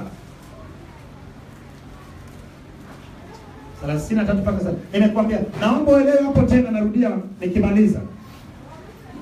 Nadhiri ni mtu kujifunga kwa kiapo. Lakini kiapo, ukiapa kwa ajili ya mambo mengine pasipokuwa na mahusiano na Mungu, hiyo sio nadhiri. Lakini ukiapa kwa jambo linalohusu Mungu, na muhusu Mungu, hiyo ni nadhiri. So unaposema haki ya Mungu ama nafanya hivi kwa Mungu, hiyo ni nadhiri. Je, inakubalika? Hebu twende tumsikie Yesu anasema nini juu ya kuapa. Mpaka 38. Tena mmesikia watu wa kale walivyoambiwa, usiape uongo ila mtimizie Bwana viapo vyako. Lakini mimi nawaambia, usiape kabisa, hata kwa mbingu, kwa maana ndicho kiti cha enzi cha Mungu, wala kwa nchi, kwa maana ndiyo pa kuwekea miguu yake, wala kwa Yerusalemu, kwa maana ndiyo mji wa mfalme mkuu. Wala usiape kwa kichwa chako, maana huwezi kufanya nywele moja kuwa mweupe au mweusi. Bali maneno yenu yawe ndio ndio, sio sio, kwa maana azidio hayo yatoka kwa ule mwovu. Mmesikia kwamba imenenwa, jicho kwa jicho na jino kwa jino. Bila shaka usiishia tu hapo. Maana sasa Yesu akasema usiape kwa kitu chochote, kwa sababu kumbuka ya kuwa unapoapa kwa chochote kinachomhusu Mungu, bila shaka hiyo imekuwa ni kiapo. Ndio maana Yesu anasema kwa cha ziada, ndio yako iwe ndio, hapana yako iwe hapana. Na zaidi ya hapo inatoka kwa nani? Inamtoka kwa yule mwovu. Bwana Yesu asifiwe. Hebu soma Yakobo 3:8 mpaka 10. Yakobo 3:8 mpaka 10. Alafu ruke usome 5:12. Yakobo 3:5 inasema 3:8 mpaka 10. 8 mpaka 10. Inasema, bali ulimi hakuna awezaye kuufunga, ni uovu usiotulia, umejaa sumu iletayo mauti. Kwa huo twamhimidi Mungu Baba yetu, na kwa huo twalaani wanadamu waliofanywa kwa mfano wa Mungu. Bila shaka watu wa Mungu nisikilize. Ulimi wako mtu uliokoka, je, unaweza ukalani na unaweza ukamhimidi Mungu ama ukamshukuru Mungu kwa hilo? Kumbuka ya kuwa chemichemi inayotoa maji matamu aweza akatoa maji machungu. Nasema hivi, mtu wa Mungu, linda sana kinywa chako. Ifanye kinywa chako iwe ni chemichemi inayotoa maji matamu. Na bila shaka ukidumu katika neno la Mungu na ukiongozwa na neno la Mungu na unayasema yakitukuza ufalme wa Mungu. Soma 5:12. Sura 5 mstari wa 12. Lakini zaidi ya yote, ndugu zangu, msiape wala kwa mbingu wala kwa nchi wala kwa kiapo kingine chote, bali ndio yenu na iwe ndio, na sio yenu iwe sio, msije mkaangukia hukumu. Bila shaka usiape kwa chochote. Kama utafanya ndio yako iwe ndio, hapana yako iwe ni hapana, usije ukaanguka katika hukumu. Hebu tuone sehemu ya mwisho, waraka wa pili wa Petro sura 3 mstari wa 9. Nitakuwa nikiishia hapo. Waraka wa pili wa Petro sura ya 2 mstari wa 9. Sura ya 3 mstari wa 9. Inasema, Bwana hakawii kuitimiza ahadi yake kama wengine wanavyodhani kukawia, bali huvumilia kwenu, maana hapendi mtu yote apotee, bali wote wafikirie toba. Bila shaka Bwana hakawii kutimiza ahadi zake kwetu. Lakini umeona sasa, bila shaka sisi inatakiwa tuwe kama Bwana. Kama kuna unachotaka kufanya, wewe fanya. lakini kuanzia leo nataka utoke katika viapo vingi unavyofanya. Kuna viapo makanisani sasa hivi. Ni kweli viapo vipo vingi sana, lakini uwe makini sana. Inawezekana ukaapa ukia hukumu, lakini pia kumbuka ya kuwa nadhiri kwa wakati huu haupo. Kwa sababu gani? Unapomwambia Mungu, eti ukinipa mume mimi nitakupa kitu fulani, imani iko wapi? Imani umeiweka wapi? Maana imani ni kuwa na uhakika kwa mambo yatarajiwayo, na ni bayana ya mambo asiyofanya nini, yasioonekana. So inatakiwa ukiomba ukisema amen, basi uamini imeshafanya nini, imeshakuwa. Lakini sasa hizo zilikuwa ni njia ya udhibitisho ambayo ilikuwa, kwa maana agano la kale ilikuwa ni agano ambayo hata Gideoni ameshaambiwa atapiga wa Midiani kwa mkono wake kama mtu mmoja, lakini anasema kama ni kweli basi Baba wa rehema, ya kesho umande yawepo katika manyoya haya. Umeona sasa? Lakini kumbuka ya kuwa kwa sasa hivi sisi tutembee katika imani, na bila shaka Yesu alisema hivi, ni heri mtu yule anayesadiki pasipo kufanya nini, pasipo kuona. Usiwe mtu ambaye unataka mpaka Mungu akudhibitishie, Mungu akuonyeshe. Imani sasa hivi imechukua nafasi ya kuweka nadhiri na kuapa. Bwana Yesu asifiwe. Kabla sijaomba na mtu mmoja, natoa nafasi kwa ajili ya maswali. Kama unavyojua, ibada za agizo kuu inakaribishwa maswali mawili yanayohusu somo letu la nadhiri, lakini katika sura ya 30 kitabu cha Hesabu. Mtu mwenye swali kabla sijaomba, nataka niombe, na nikiomba utaona maisha yako yakibadilika, kwa sababu najua unasema tu, lakini wewe unajua viapo ulivyopitia, unajua kabisa mambo liye hapa kuhusu Mungu ambayo bila shaka yamekuwa ni nadhiri. Unavijua vingi sana, unajua vile ambao uliviapa alafu hukuvitimiza, na ndio vitu ambao shetani anatumia kama mlango. Ulisema utamtumikia Mungu, mbona umtumikii Mungu? Waje Mungu hata nikwambie, nitakapoomba kuanzia leo, kila mtu atarudi katika nafasi yake tuliyetengwa kwa ajili ya Bwana. Usipomtumikia Bwana, yawezekana uliapa, yawezekana ulikula kiapo, yawezekana unasema mwenyewe tu, Bwana ukinipitisha kwenye hili nitakutumikia Bwana. Mbona umtumikii?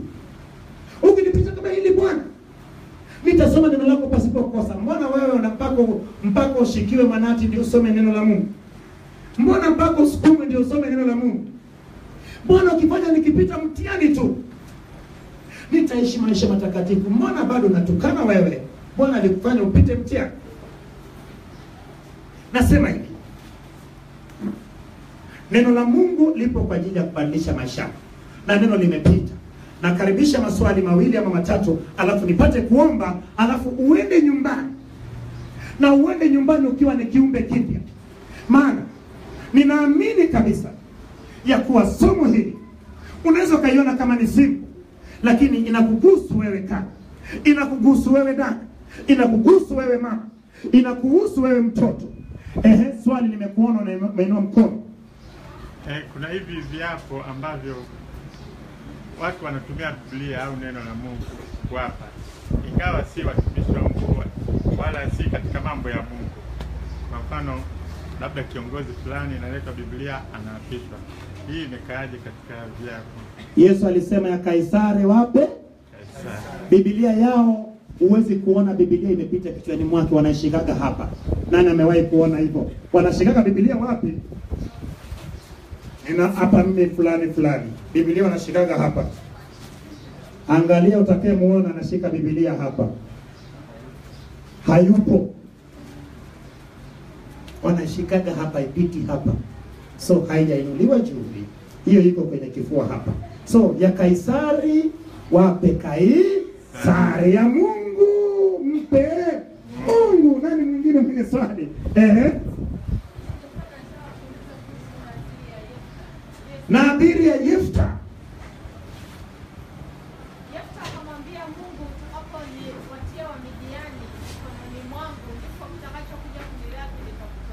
Ndiyo? Sasa na Mungu alijua kabisa kwamba binti yake ndiye atakayekuja kumlaki, kwa sababu yeye Yefta hakujua, lakini Mungu alijua. Lakini sasa swali langu ni kwamba ilikuwaje Mungu akakubali hiyo sadaka ya binti ya Yefta ya kuteketezwa, kwa sababu Mungu anapenda wanadamu? Mungu alikubali kwa sababu ilikuwa ni sadaka ya hiari. Mungu hakumlazimisha Yefta itoe. Yefta alisema mwenyewe pasipo kulazimishwa. Ndio maana nilianza kusema ya kuwa sadaka ya nadhiri ilikuwa ni ya hiari. Hiari kivipi? Hakuna sheria iliyosema kuwa lazima mtu atoe na nadhiri, aweke nadhiri. Hakuna sheria. Lakini sheria ilitoa nafasi kwa ajili ya atakayeweka nadhiri. Lakini ilikuwa ni sadaka ya hiari. So, alisemaje? Hakuna aliyemlazimisha Yefta. Maana tayari hata kama singeweka nadhiri na Yefta alikuwa anaenda kushinda.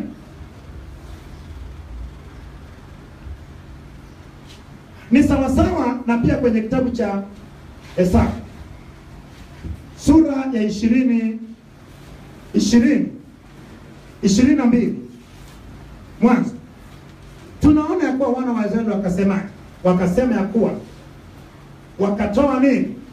Wakaweka nadhiri ya kuwa Bwana utakavomtia mfalme huyu mkononi mwetu, tutafanya nini? Tutaangamiza kila kitu. So kumbuka ya kuwa unavokurupuka ya kuwa Bwana, mimi ukinifanya niponye ugonjwa huu, nusu ya usiku wangu sitakuwa na landa kuwa nasoma Biblia. Mungu akatae? Si yari. So kinachofanyika, ndio maana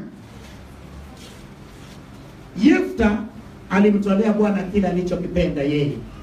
Ndio maana Mungu asingekataa, kwa sababu si alisema mwenyewe na hakuna aliyemsukuma. Kama pangekuwa na sheria inayosema kwa Yefta unakwenda kupigana na Wamidiani, nitakavyoatia mkononi mwako unitolee mzaliwa wako wa kwanza, basi bila shaka Mungu angekuwa na swali la kujibu. Lakini Yefta alitoa kwa hiari yake. Alisema kuwa kitakachomlaki akitoka vitani. Lakini je, Bwana alimlazimisha?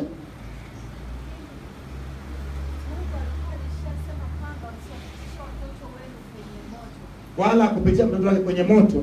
Alisema kitakachonilaki nitakutolea kama sadaka ya nini? Ya kuteketeza. Hakumpitisha kwenye moto, alitolewa kama sadaka ya nini? Ya kuteketeza. Pigia Bwana makofi makubwa. Mungu si mwanadamu hata abadilike. Kuna wakati mwingine umejukumu mwenyewe. Tatizo naye kusumbua wewe mwenyewe. Wewe mwenyewe ndio ende kaahidi kwa mganga ama kwa mama fulani ama kwa dada fulani ya kuwa dada, nitafanya 1 2 3 4 5 6 7, hata moja kufanya. So hapo ndipo panapokutia mashakani. Leo mimi nitaomba na wewe hapa, na ukitoka hapa, yaliyekuwa natesa maisha yako, waliyekuwa wanakushinda, waliyekuwa wamekutesa, waliyekuwa wanakuangamiza na kuhakikisha unaharibikiwa, utaona kabisa kuwa sasa hawana mamlaka tena. Swali lingine,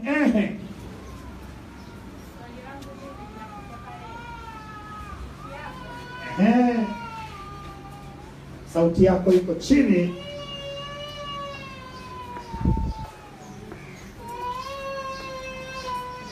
Swali langu mimi,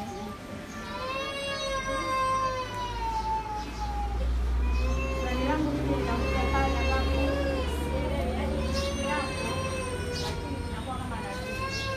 Swali lako nasemaje? yaani ninavyokiona mimi,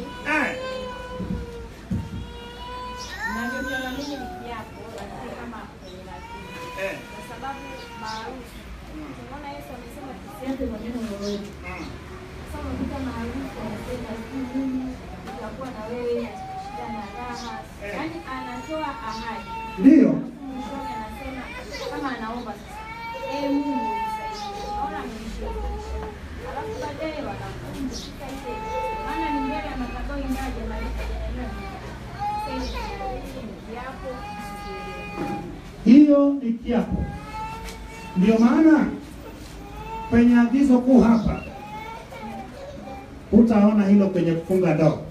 tukienda kwenye Biblia, sehemu ambayo tunaona ndoa ilifungwa ni sehemu gani? Tunaona katika ile sura ya 24 ambayo Ibrahim anamtuma mtumishi wake Eliazari aende amtafutie mwanaye Isaka mke ule katika ndugu na jamaa zake. Lakini kilichofanyika ni nini? Aliitwa Rebeka, akaulizwa kwa Rebeka, utakwenda na mtu huyu? Akasemaje? Ndiyo. Akaambiwa, Bwana, basi tusubiri angalau tumwageage angalau wiki kadhaa. Akasema, Bwana, msinicheleweshe Bwana, maadamu ameshakubali, turuhusu kesho tuchape lapa. Umeona sasa? So hayo ni mapokeo ambao wanadamu wameyaweka. Mungu hufanya kazi kupitia hayo, lakini kama ni kinyume yanatesa watu. Watu wa Mungu, niliwahi kuomba na wewe na mume wako akiwepo. Niliomba na pete iliyopo kwenye mikono yenu kwa sababu wewe ni mmoja kati ya watu waliyekula hiyo kiapo. Je, hukupagawa? So huyu hapa niliwahi kuomba naye, mume wake alikuwa bado yupo, lakini kwa sababu ya kiapo niliomba na watu wengi walipagawa wengi. Kwa sababu acha nikwambie kitu kimoja, hata katika uongozi wa kanisani watu wengi sana wamefungashwa nini, viapo vingi tu ya kuwa nitatumikia agizo kuu, na nikienda kinyume mabaya nipate. Hiyo kwa nini useme tu ndio iwe tu ndio tutamtumikia Mungu, lakini kwa nini mabaya nipate, sio nini na nini, vitu hivyo? Ndio maana nasema hivyo. Watu wengi sana, saa nyingine hakuna nia kuloga, saa nyingine kile kiapo ndicho kinachotesa maisha yako. Ndio maana leo mimi nitakapoomba, yawezekano kaenda na ukaona kabisa umekuwa huru, kwa sababu vipo vingi. Achana na hivyo vya kazini, vya serikali, ya Kaisari wape Kaisari. Hata Yesu mwenyewe alimwambia Petro kwa tusiwakwaze watu hawa. Chukua ndoano yako, nenda ukavue samaki, na utakayempata wa kwanza utapata ya kwangu na ya kwako, njoo walipe. Bwana Yesu asifiwe. Amen. Umenielewa nani? Swali huko nyuma, dada, nimeona mkono wako. Nasemea kwamba kule tulikotoka tulikuwa huko mlikotoka, wala usitaje hapa, tutajaji tulikotoka. Kule mimi niliahidi hela alafu sikulipa, inakuwa aje hapo? Bila shaka unatakiwa ukalipe hiyo hela, maana ahadi ni nini? Si deni. Ahadi nini mheshimiwa? Ahadi ni deni. Kalipe, maana ahadi ni deni. Nishatoka mchungaji. Hela sinaenda tu. Hela unaweza ukapelekewa. Hela hata kama ushatoka watapokea, mama watakataa. Utaambia, Bwana, ahadi ni deni, nimewaletea deni yenu hii hapa, tumalizane.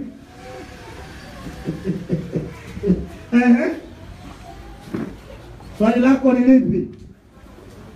Mpe nani ili isiwe mfano.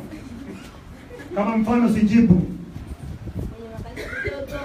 Kwenye makanisa mliotoka,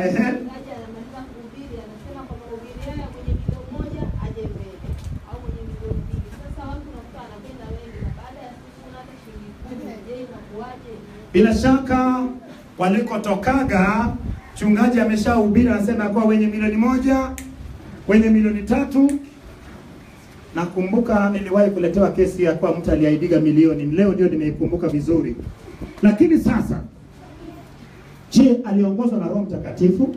Hiyo ndio kwa sababu mtu huyo anafanya upanga ambayo Mungu alizuia kuruhusu kiongozi katika nyumba asikubali hizi viapo visivyokuwa na wenye milioni 10 huku. Kimbia. Sasa unakimbia, lakini sasa una hata 10,000. Huyo mtu anakurofisha na Mungu. Hapa naona nyuso za watu wote, madeni mliacha huko mlikotoka. Itabidi niwafukuze kwanza, mwende mkalipe madeni hayo ndio mrudi hapa. Usiape wala usiweke kama nadhiri, useme nadhiri. Ndio ni bado atakapata kiasi fulani taleta, lakini isiwe eti nadhiri wala nini. Wala usiwe umelazimishwa. Amina. Kuna mwingine ataja nadhiri. Kuna watu hapo walitaja nadhiri. Mimi naweka nadhiri. Nione wale anasema mchungaji niliweka nadhiri kweli. Niweka nadhiri huyo. Mmoja niweka nadhiri. Wengi waliweka nadhiri, lakini leo umeelewa nadhiri. Leo nitaomba habari za toba kwa watu ambayo walihusika katika mambo hayo. Na ukitoka hapa, yawezekana leo ukalala ukapata usingizi mzuri, yawezekana wiki hii mwezi ukaanza kuonekana kwako, ina maana nuru ikaonekana kwako. Mpe yule pale anataka kuuliza swali. Huyu ameshika tamu, maana naona anakumbukia kamilioni ambao hakulipaga. Mimi Bishop. Yaani kukuwa na shida ule muda kwa kanisani. Yaani moyo wangu moyo wangu unaongea ndani. Nasema ningekuwa na hela ningefanya hiki. Mungu nipe hela nifanye 1, 2, 3. Nasikia uchungu. Lakini sasa sijui inakuwaje. Maana dakika nazidi nyingi tu yeye anasema nipata nifanye hiki kanisani ningefanya hiki. Lakini moyo wangu unaongea na huwa nafanyia kazi na hunia kichwa, lakini sijavifanya, sijafanikisha, sio inakuwaje? Hebu niambie siku uliyopata hata kidogo ukasema kwa angalau nimeanza kufanya fanya. So hiyo ni shetani ndiye aliyekuwa anaongea ndani yako, akipata kile ya kupata. Amepata nafasi, umejua acha nikwambie. Adui wako anachangamkia sehemu ya udhaifu wako. Anatafuta udhaifu ndani yako, ndio maana usikubali Mama Joshua. Mwambie nipishe. Sasa kama hapo kwanza ushamlalamikia Mungu kwa yaani kwanza umeshaumia moyo. Mungu yani ungenipa hela. Tayari unamlalamikia Mungu akwaje kukupa hela. Yaani ungenipa hela ningefanya hivi. Na mimi nitafanya hivi. Tayari shetani ameshachomekea yake hapo. Nasema hivi. Usimuulize Mungu maswali ya kwa ungenipa. Umeona mpaka unakasi. Unaanza sasa unaanza kumquestion Mungu. Hiyo inawezekana ndio mlango shetani anatumia kufunga njia zako. Siku kumepata hela fanya vya kufanya. Ndiyo. Kumbuka ya kuwa mtafahamu ukweli na ukweli tawaweka huru. Tumefahamu ukweli, natakiwa tuweke huru. Swali la mwisho. Ninaona hapo mkono wa Amerika. Mimi nakuwa nashindwa kuelewa ahadi na nabii. Hata ufafanulie hapo kwenye. Ukisema ni ahadi, mimi nakupeleka kwa Waswahili. Ambayo ahadi ni nini? Deni. Usipolipa unadaiwa udaiwi. Ukifa hujalipa kufa na nini? So kinachofanyika, kama ni ahadi, basi hiyo ni deni. Una deni na kanisa, lipa deni ya watu.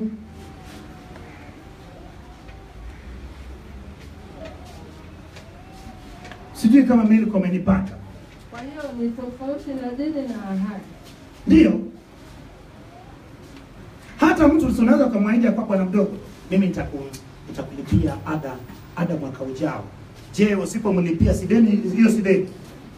Ndio maana kinachofanyika, ukifa umekufa na deni ya huyo bwana mdogo kwa sababu fanya nini? Kukulipa. Ndio maana nasema hivi. Watu wa Mungu, ndio yako iwe ndio, hapana yako iwe hapana. Lakini kama umetokea umeahidi, basi usifungamanishe na kitu kinachoitwa nini? Nadhiri. Amina. Lakini kumbuka ya kuwa watu wengi wamekosea neno la Mungu na mabaya akawapata. Maana kila mabaya unayofanya hata pasipo kujua inakusumbua. Ndio maana watu wa Mungu tunampenda Mungu. Kwa nini hatufiki? Lakini mchungaji kila kukicha, bado utakata waziri la 5,500 hebu. Andika. Ndio ahidi. Lakini kama umeahidi, leo umefahamu kweli, tende kazi ya Mungu. Na utaona Mungu akibadilisha. Basi naomba uinuke juu, unapoinuka juu. Nione mtu anasema mchungaji mimi na swali la mwisho. Mwenye swali la mwisho kuhusu eneo hilo. Na anasema mchungaji nimeelewa habari na tanadhiri. Nisikie makofi kwa ajili ya Bwana. Imefika wakati sasa ya mimi kupeleka watu chini ya msalaba. Chini ya msalaba wa Yesu pana ukombozi. Pana msamaha. Bila shaka hata kama dhambi zetu ni nyekundu namna gani, imeandikwa ya kuwa itakuwa nyeupe kama theluji. Nikisema uende ukalipe madeni hayo, nadhani nitakuwa nimekuongozea msongo wa mawazo. Leo mimi nataka vyote tulivyobeba tuvitoe pale chini ya msalaba wa Yesu. Bila shaka najua ulikuwa hujajua habari za nabii. Maana leo umejua. Nataka nimuombe Mungu ili akusamehe yote aliyekupata na mabaya kwa sababu ya nabii. Nabii uliyemwahidi Mungu, uliyemwahidi mtu mwingine. Kiapo ulichokula ukimwahidi mtu mwingine. Na wacha nikwambie, kuna mtu mwingine alichukua upenyo huo na anakuloga nane na kupiga kwenye wokovu. Nilikuwa naomba na mama moja ambayo sio mama moja, nilikuwa naomba na baba mmoja juu ya mwanamke ambayo waliachana naye, ambayo huyo mwanamke alikuwa anamwendea kwa waganga, alafu alikuwa ameshika maisha yake. Ninaomba naye, lakini kila siku anapigwa. Sasa mchungaji, yule mwanamke ananipiga kweli kweli. Yule bwana alifunguka kwa sababu ya kutenguliwa. Zile viapo vyake na ahadi zake ambayo zilitimilika katika kutengua nabii. Kumbuka ya kuwa kuna watu ambao wanatesa maisha yetu wa baba, hata wanawake tuliokuwa nao zamani ambao tuliwaahidika tutawaoa. Wametesa maisha yetu kwa sababu ni kweli anasimamia ile ahadi uliyemwahidi. Na pale nakuwa ni mlango, kwa sababu hakuna, ni sawa sana Yefta. Yefta angekataa kumtoa mtoto wake kama sadaka kuteketeza.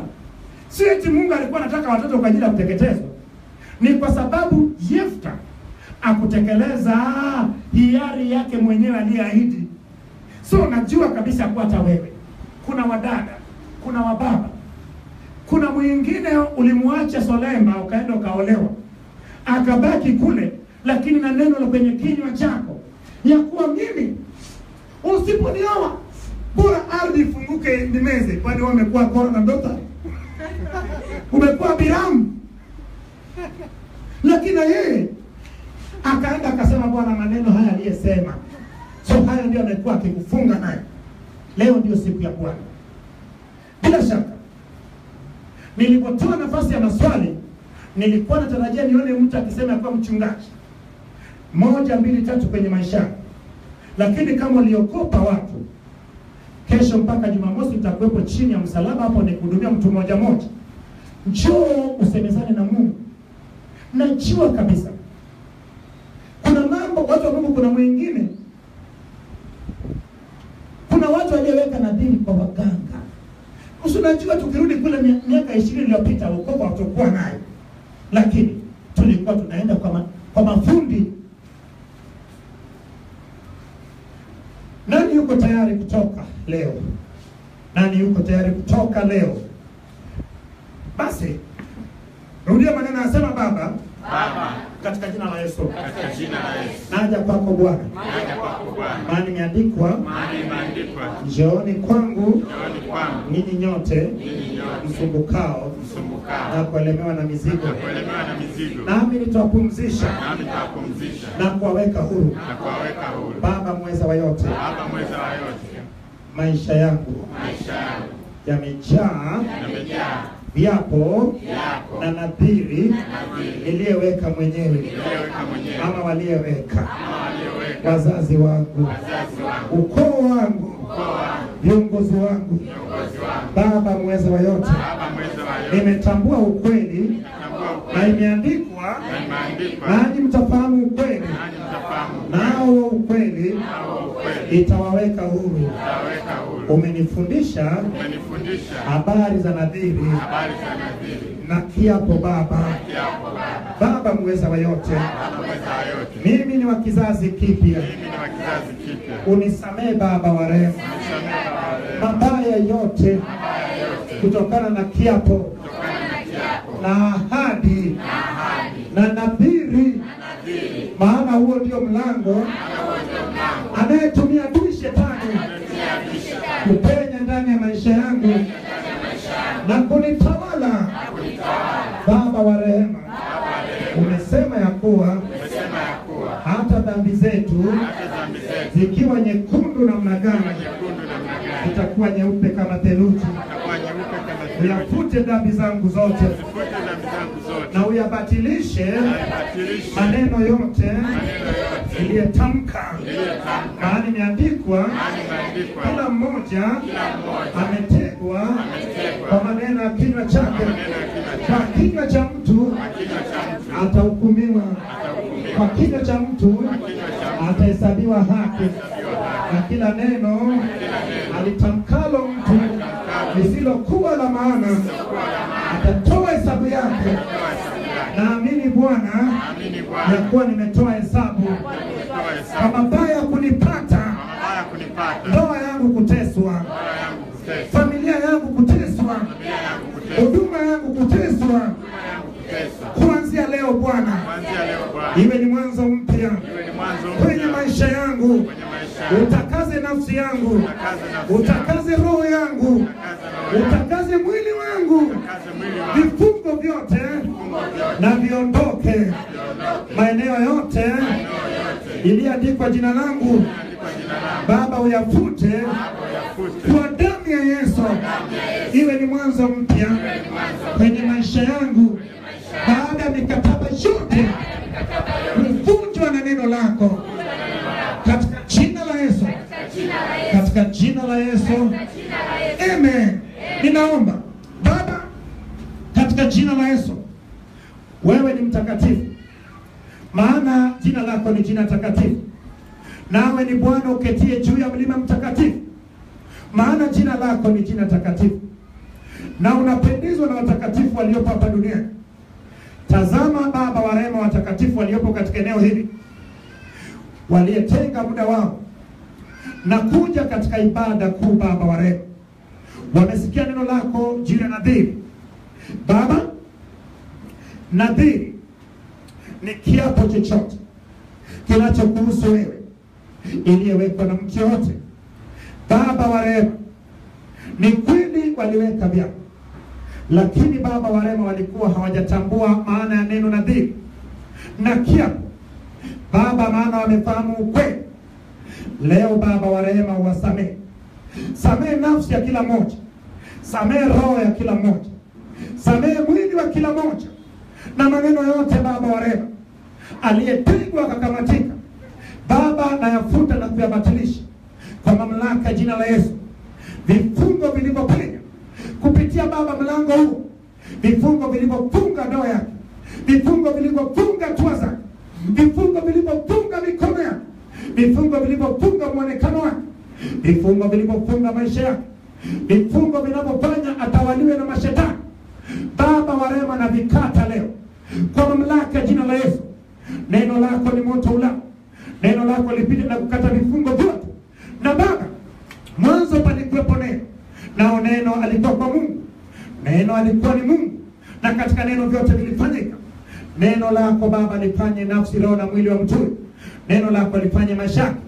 Neno lako Baba wa rehema limtoe Baba katika nadhiri zote alizoweka, zimtoe Baba katika viapo vyote.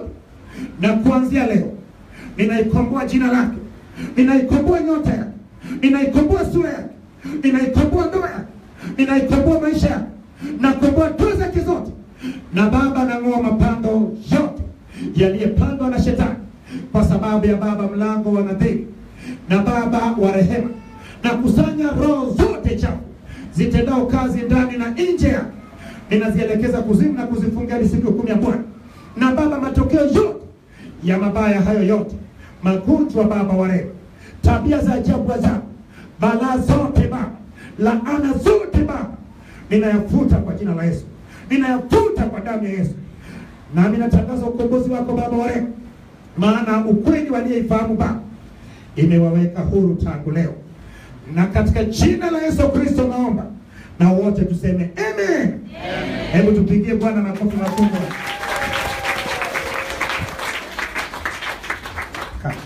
Ninaomba basi ukae katika uwepo wa Mungu mtakatifu wa Bwana. Tunaingia katika kipengele cha utoaji. Bila shaka kuna tofauti katika matoleo ambayo imekuwa ikipiga watu cheni. Kwenye Agano la Kale palikuwa na sadaka ya kuchinja na sadaka ya moyo wa upendo. Sasa ile sadaka ya kuchinja ya kila aina, bila shaka Yesu